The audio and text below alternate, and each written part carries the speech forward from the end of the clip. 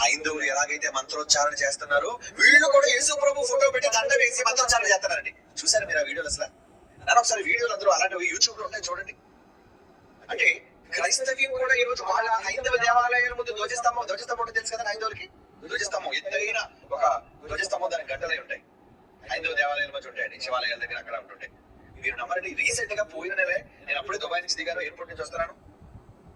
ఒక ఆసియన్ చర్చ చూసారండి, అక్కడ పెద్ద ధ్వజస్తంభం చూపిస్తారు. ఇది కూడా చూడండి, ఈ ధ్వజస్తంభం చూడండి, సంఘంలో ఇది ఫేమస్ అంటే అంటాడు. క్రైస్తవులు ఏంటి వీడికి ధ్వజస్తంభం ఎందుకు? అంటే వాళ్ళు ఏ విధంగా చేస్తున్నారు, వీళ్ళు ఆ విధంగానే మంత్రోచ్చారణ.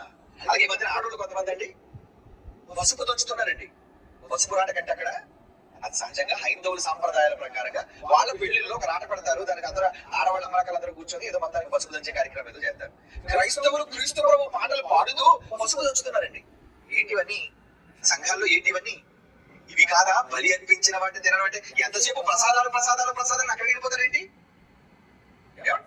ఏదో ప్రసాదం తింటే తప్ప అన్నట్టుగా అమ్మమ్మ మీద ఎంత పూజ చేసి వచ్చేసారు అంటే మరి మిఠాయి కొట్లో వాడు చేసేదంతా కూడా పూజ చేసి ప్రారంభిస్తాడు. నేను వంట వండిన దగ్గర నుంచి ఏమండి దాన్ని బాక్సుల్లో ప్యాక్ చేసి స్వీట్ స్టాల్ లో పెట్టినప్పుడు దాన్ని ఉదయాన్నే లేవగానే అగరబత్తి వెలిగించి దేవుడికి మొక్కి అవునా పూజ చేసి అప్పుడు కౌంటర్ దగ్గర కూర్చుంటాడు.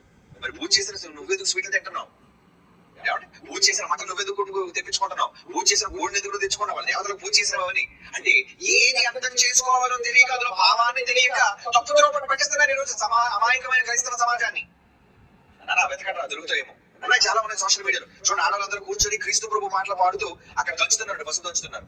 అలాగే యేసు ప్రభు ఫోటో ఉంటే దాన్ని దండేసి దాని ముందు ఒక మంత్రం అంటే ఒక అగ్నిహోమం ఉందండి. హిందువులు ఎలాగైతే ఒక అగ్నిహోమాన్ని కట్టి అందులో పొలలేసి మంట పెడతారో, కర్పూరం వదిలి సేమ్ అదే విధానంలో క్రైస్తవ్యం చేస్తుందండి. ఇవన్నీ ఎందుకు జరుగుతున్నాయి అంటే ఎవరో ఆచారాలను వద్దు, అసలు మనకి ఆచారాలు లేవు, ఈ లోక మర్యాదను మీరు అనుసరింపక అని క్రీస్తు యేసువారు ముఖ్యంగా మనతో చెప్పినప్పుడు ఇంకా ఎందుకు మనుషులు సంఘంలో ఉన్న వాళ్ళు కూడా ఈ పద్ధతులను ఆచారాలను చేస్తున్నారు.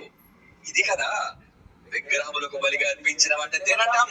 అది ఎందుకన్నాడు ప్రకటన గ్రంథం 2వ అధ్యాయంలో పెరిగిన సంఘంలో లోపం ఏంటో తెలుసా? మీరు అంతిపోయినోడు చచ్చిపోయినా హతసాక్షిగా ఉన్నా మీ విశ్వాసాన్ని కాపాడు. వెరిగుడ్డా లేచేనా? బాగా దొరికింది, ఫోటో మాత్రం దొరికిందా? ఓకే, వీడియో కూడా చూడ పసుపు దంచుతారు. ఏంటి యేసు ప్రభుకి బొట్టు ఏంటి, యేసు ప్రభుకి ఫోటోకి దండ ఏంటి, ఆయన చుట్టూ కొబ్బరికాయ ఏంటి అట్టుబడి పెట్టారు. ఇది ఎవరు పెట్టారు కూడా? వీళ్ళంతా హిందువులు ఎందుకు చేస్తారు? హైందవ సోదరులు అలా చేయరండి. ఇది చేసేది పూర్తిగా క్రైస్తవులే. అంటే ఇప్పుడు చెప్పండి, విలాప బోధ ఉందా ఇందులో? ఏమంటారు విలాపం? ఇప్పుడు చదవండి, ఈ మాట మీకు బాగా అర్థం అవుతుంది. ప్రకటన గ్రంథం ఏమండి అలాగే వచ్చిన నా ఫోటో, మీలో ఒక వీడియో కూడా పసుపు దంచుతున్న వీడియో ఎతకండి. ఇప్పుడు ఈ మాట చదవండి, ఆ ఫోటో చూడండి మీరు. ప్రకటన గ్రంథం 2వ అధ్యాయం 14 వచ్చిన ఆయనను నీ మీద నేను కొన్ని తప్పిదములు మోపవలసి ఉన్నది. అవి వెనక విగ్రహములకు బలించిన వాటిని తిననట్లును, జాగ్రత్తలు చేయనట్లును ఇశ్రాయేలుకు ఉరియొట్టమని బాలాకు నేర్పిన బిలాము బోధన అనుసరించే వాళ్ళు నీలో ఉన్నారు. అది ఇటువంటి స్వభావాలు కలిగిన వాళ్ళు మీలో ఉన్నారు.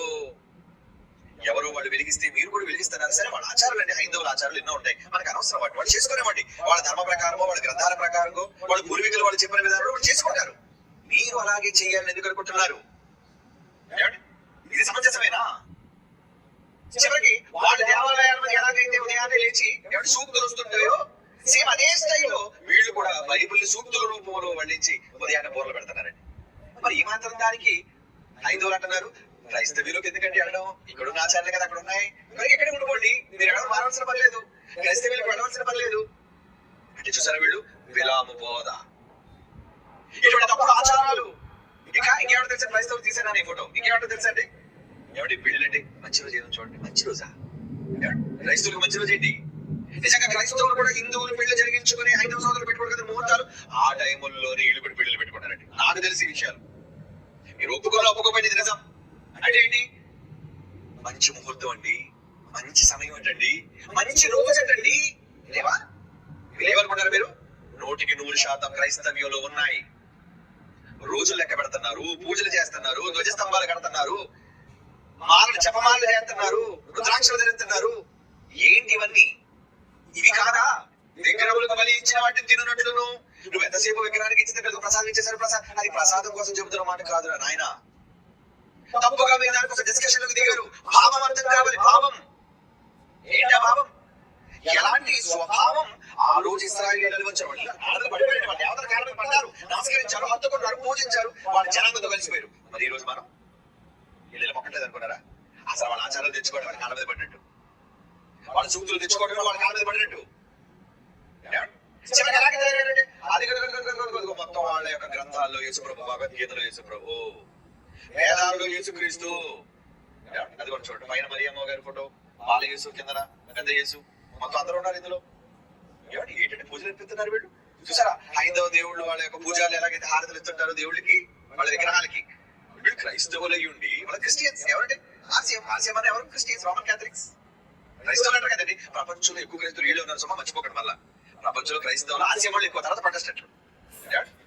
ఎంత వెలుగు తిప్పుతున్నాడండి ఆయన. దంచేది దొరకలేదా? చూడండి, ఎవరి దగ్గర నుండి లింక్ పంపించండి బాబు, కొంచెం అది కూడా చూస్తే కన్నుల పండుగ ఉంటుంది మీకు. ఏటి గొబ్బెమ్మ పాటలు పాడుకొని, పసుపు దంచుతూ యేసుప్రభు పాటలు పాడుకొని క్రైస్తవ స్త్రీలు అక్కడ కూర్చొని చేసే విధానం దేవుడు చెప్పాడా మీకు అలా చేయమని? ఇలా చేయమని చెప్పాడా? లేదే. అంటే లేని వాటిని విలాప బోధగా అదే విగ్రహములకు బలించిన వాటిని తిననట్లు తినండి. 6 ఇశ్రాయేలు చేశారు, రండి తినండి, దేవతలకు మొక్కండి, మాతో కలవండి. 6 ఇశ్రాయేలు చేసిన తప్పండి అది.